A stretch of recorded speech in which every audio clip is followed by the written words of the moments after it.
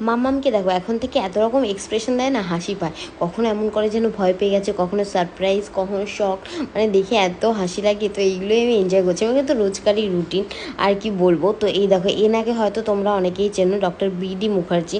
তো ইনি অনেক সিরিয়ালও করেছেন, যাই হোক। তাছাড়া উনি হচ্ছে গাইনোকোলজিস্ট। তো অর্ণবদের পাড়ায় বহু বছর পর থিম পুজো হচ্ছে। এতদিন না সাবেকি পুজো হতো, তো এবার যেহেতু ওদের থিম পুজো হবে, তো সেই দিনকে খুঁটি পুজো ছিল, তো অনেকে এসেছিলো। তো উনিও এসেছিলেন। আর সেদিনকে ওই জন্য অর্ণব একটু লেটে এসেছিলো। তো ও পাড়ায় ছিল, তো কিছু কিছু ক্লিপস নিয়ে রেখেছে। কি ভালো লাগছে না যে মানে পুজো হবে, খুঁটি পুজো হয়ে গেল, মানে অলমোস্ট পুজো সামনে। তো এগুলো দেখলেও ভালো লাগে। তো পাড়ায় কিছু প্রোগ্রাম হয়েছিল, সেগুলো ভিডিও করেছিল। আর তারপরে অর্ণব চলে গেছিলো হচ্ছে বেবি হাগে। মাম্মার জন্য ওই যে ফিডিং বাটল উইথ স্পুন হয় না, তো ওইটা ও দেখতে গেছিলো কিন্তু পায়নি। তো চলে এসেছে। আর এদিকে মাম্মাম সেদিনকে করছিল শ্যাম্পু।